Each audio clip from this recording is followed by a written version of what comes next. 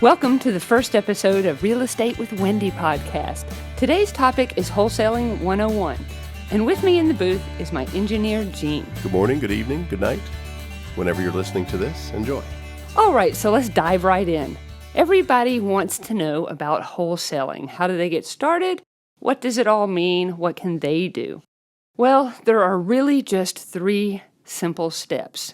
Find the deal, lock it up, and assign to your investor and get your fee. So let's start with step number 1, finding the deal. Everyone wants to know how they find these deals, and there's a lot of things that we do. First of all, when we go driving for dollars, we'll look for things like tall grass, boarded up windows, a bad roof, empty house with no one living in it. These are all sure signs that there's a deal to be had. Someone owns that property and they're not making money on it. So these are the addresses that you'll want to write down. That's basically all driving for dollars is. Then once you've done this and you've gotten enough of your addresses together, you'll want to come back to the house and look up all of these addresses in your tax search. Find out who the owners are and then begin skip tracing. Skip tracing is really going to be a whole nother topic, but we'll gloss over it today and just say that involves finding the owner's information, his address where he lives, and his phone number so that you can send him emails, letters, and phone calls so that you can try to hopefully see if he wants to sell his home to you. Step 2. All right, so we have now found our owner, got his phone number, and we're going to call him on the phone. We're going to ask him if he is ready to sell his house to us because it's obviously in distress. We'll probably want to ask for a steep discount. So we're going to negotiate the price with the owner, and then the next step in locking it up is to get the purchase and sale contract out, start writing and filling it out together, and then you both will sign the contract. At this point, you have a written deal. Step 3, assign your deal to an investor and collect your fee. This is the funnest part of the game. So know what your fee should be, first of all. You're going to, think about the percentages and the numbers in every single deal. They're going to be different each and every time. So the fee will not always be the same. A good general rule is going to be a few $1,000s. So know what your fee should be. Add it into the contract. Take this information over to the closing attorney just to make the whole process easier for everyone, and then close the deal.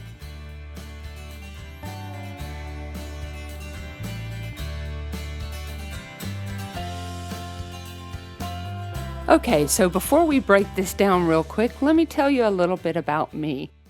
Before everything shut down, I was actually teaching classes on wholesaling and more. Then the shutdown came, and now I'm presenting this information directly to you. All right, so let's get back to step 1, finding the deal.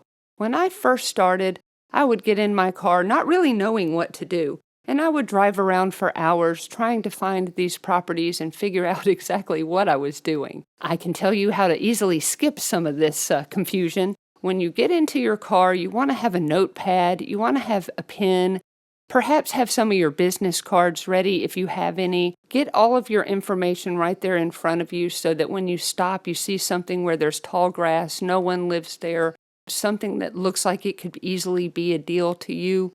You can pull over, get the pen and paper out, and start jotting down these addresses. Now, no, you're not going to know much more about the property at this point except for what you put down in your little notepad. I would say this. Write down descriptions of the property. Write down what area it's in. You want to give as many details for yourself as you can so that when you come back on it after getting all of the research done, you're going to know and remember a little bit more detailed information. I always physically view the properties. Who would want to buy a house, whether you're an investor or an owner who's going to live there? Who wants to buy a house without seeing it at some point?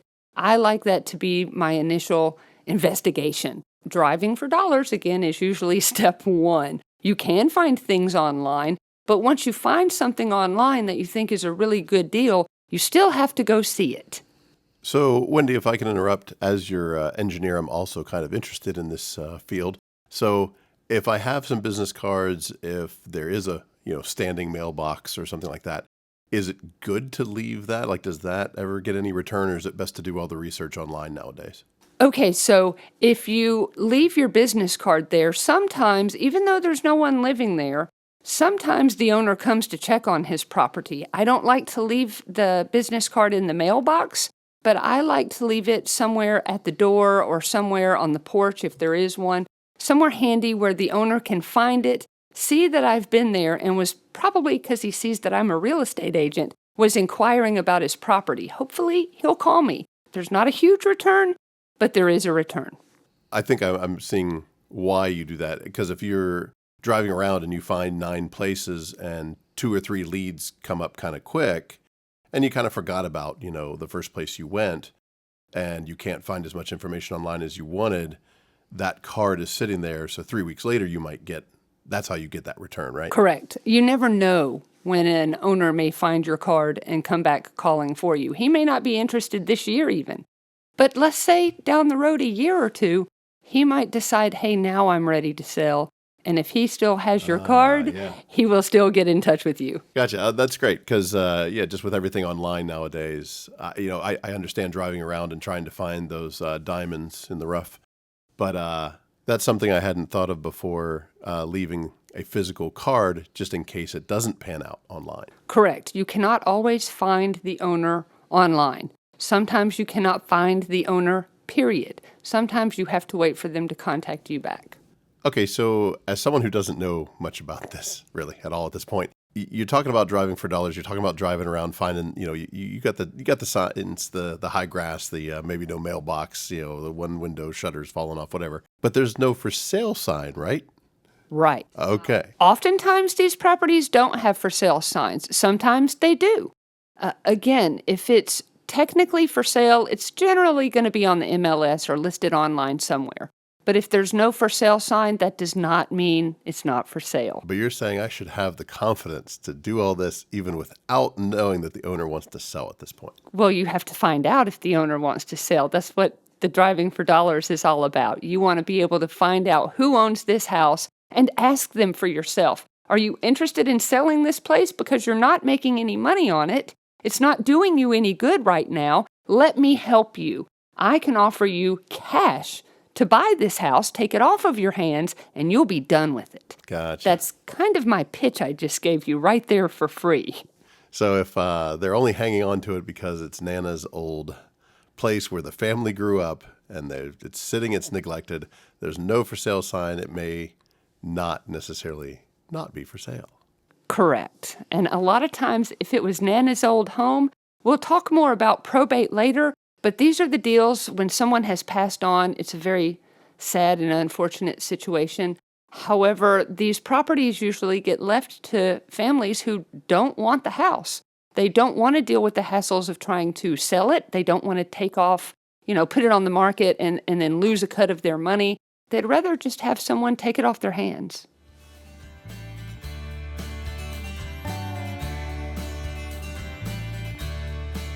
So when I'm talking about driving for dollars, I would recommend to newcomers to stay in your area.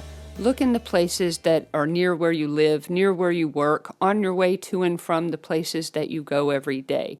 These are the ones that, let's say on the way to Grandma's house, you see this little old abandoned house and it looks like it's fixing to fall apart.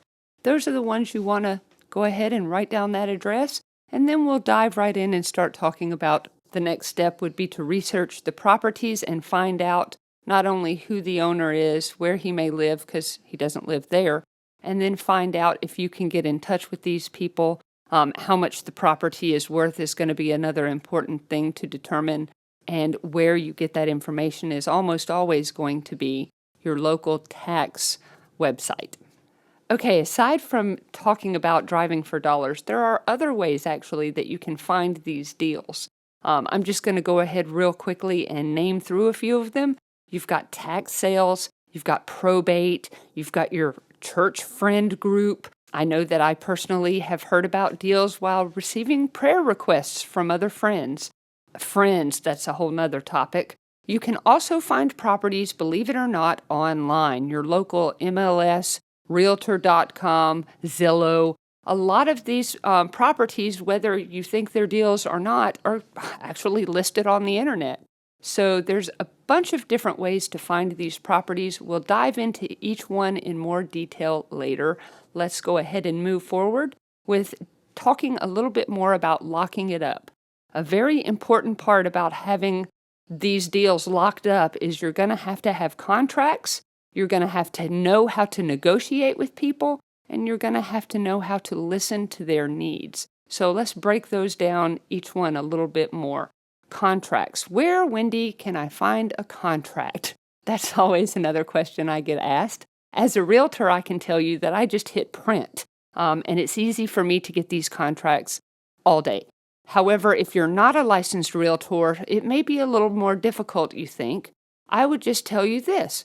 Ask your local realtor or real estate agent if they can just give you some contracts, and then you can go make copies of them yourself. I would think that any agent would be more than happy to give you these contracts, as they don't cost the agent anything at all, really. If you don't want to do it that way and you want to write out your own, you certainly can do that. Although I would tell you that you might find yourself in a few legal situations. The ones that are offered through realtors and the GAR contracts, those are always going to be more detailed and better for you. Next is going to be negotiating. We always want to negotiate to the best price for you. As an investor, you want to get the lowest price that you can on any given property so that you have plenty of meat left on the bone when you go and turn around and do what you do with it, whether you're rehabbing it, whether you're renting it out, whether you're flipping it, whether you're going to live in it. Whatever your deal is, you want to make sure that you get it for the best price possible. And the way to do that is to negotiate, negotiate, negotiate. There's a little bit of an art to this, and it's very difficult to teach, but I can tell you the one best thing to know is don't take no for an answer. Keep on trying. If someone says no, they won't do this, try something else. Try a slightly different price. You're going to have to, at some point, hear rejection, so don't take it too personally. If you do, this might not be the gig for you. So if I am now emotionally invested in a particular property and I do get rejected, what is the likelihood that we walk away, the deal's done, and then I get a call in 2 months? Oh, it could always happen. Again, you don't want to be emotionally invested because this is not personal. This is business. This is real estate. This is not best friends having a tea party. So don't get too emotional. Don't get too invested. It's just business after all.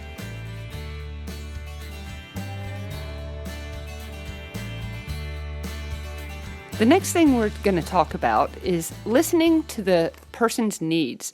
When a person is talking about selling their home, you want to listen and find out what is going on in their life. Why are they selling this home in the first place? Are they distressed? Have they had issues with tenants destroying the property?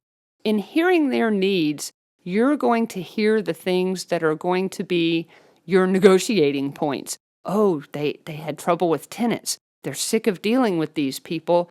They're fed up. When I hear that means, oh, there's a deal to be had here. They will take a discount because they are so fed up with dealing with these people. They just want to take the money and run. That is almost always the case. So if you listen to the sellers or the person who is selling the house, almost always you're going to find that it's in your favor. There are negotiating factors here that you're going to pick up on. Okay, so let me put this all together for you by telling you a little story. So this one day, I was minding my own business out in the garden playing with my flowers, and my phone rings. And all of a sudden, I get a call from my branch manager at my bank saying, "Hey, Wendy, I have these people who need your help. They are fixing to lose their house, and they need somebody to step in and hopefully buy it from them so that they will be able to, move on with their life, basically." So I said, okay, got their phone number from the branch manager and immediately called them. I asked them a few details about their property, where it was located. Could I come and visit them and discuss this some more? Of course, I brought the contract with me. So we went and met and we discussed the details of, what their needs were, why they were needing to sell their house, why they were needing to move, what the situation was, how much money they owed on their home. And then, of course, that gave me the information I needed to do a little math and figure out what the home might be worth, just quickly in my head. Knowing the area, again, I stay in my lane, stay in my area. And knowing the area, I figured that the house was probably worth around $300,000. So when I discussed everything with them, they said that what they needed was to pay off their $50,000 mortgage and then, of course, have enough money to move on, buy another home, deal with closing costs, deal with moving costs, so forth and so on. So I offered them, I believe at the time it was $97,000 for them to walk away, wrote up the contract the same day, did the wholesale deal with them, called up as soon as I left with them having signed the contract for the negotiated price. I then, while I was still pulling out of the driveway, called another investor friend of mine and said, "Hey, I have this contract here. It's for $97,000. It's in this particular area, which I know you really, really want and love. Would you like to discuss this contract real quick?" She said, and I quote, "I'll pay you $5,000 for it. Take it to the closing attorney. You've got a done deal." And that was the end of that wholesaling experience. It happened all in about an hour and a half from beginning to end. Okay, so tell me again about the math. So they needed $50,000 to pay off the mortgage. Correct. Which gave them another 42, 47, whatever it is. Yeah, let's call it 40. Okay. To move on and purchase another home. Correct. But then where's this $5,000 from the other person come? How's that? Okay, so that's a whole separate matter. So again, in listening to the seller, he told me he needed money to pay off the mortgage, of course. He needed money to move. He needed money to buy another property, which I also helped him find that property and helped them get everything set up so that it could be a very smooth transition. Now, once I got all of this done and got the contract written up, and we'll talk more about specific contract writing details later in another podcast, because that's going to be a very important one. But once I got the contract written up properly and had everything detailed out, they had signed it, I then called up my other investor friend who wanted to purchase something in that area. I already knew she was looking to purchase in that area, so I told her about the deal. She wanted to buy my contract. She didn't want me to buy the house that I just put under contract for myself. She wanted to buy it from me.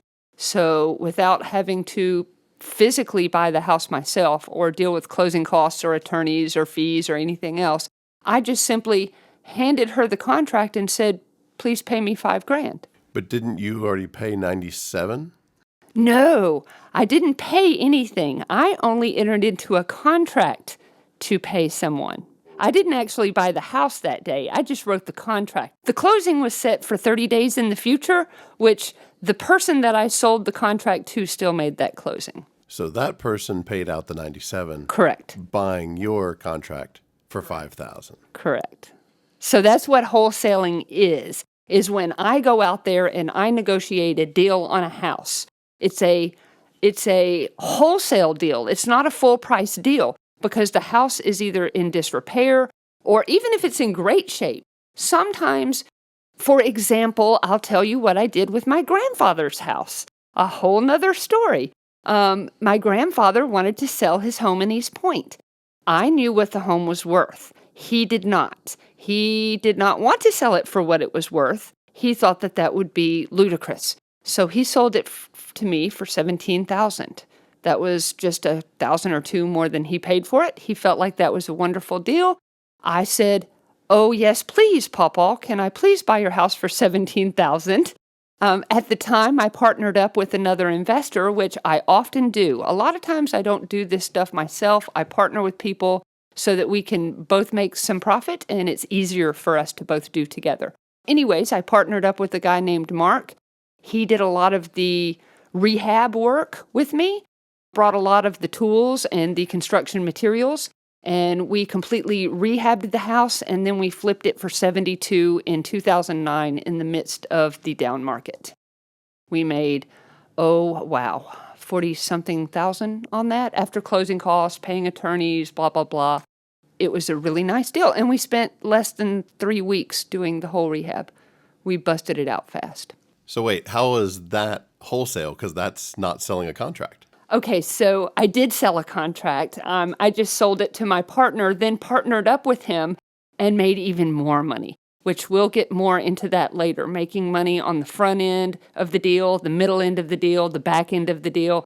Make money everywhere you can is what I say. But yes, it's wholesaling because I got the contract for $17,000. I wrote it up for $17,000 in my name. Then I partnered up with the guy, Mark, and we bought it. We fixed it up just a little bit, and then we wholesaled it off to someone else for the 72, I believe it was, or 78, something like that. Again, it was a wholesale simply because it was not full price. A discount, anything at a discount is a wholesale. If you're buying something at full price, let's say on the MLS as advertised, that's a full price deal, or a retail, commercial deal. This is not retail. This is wholesale, which means you're buying things at a discount. They are not full price. Gotcha.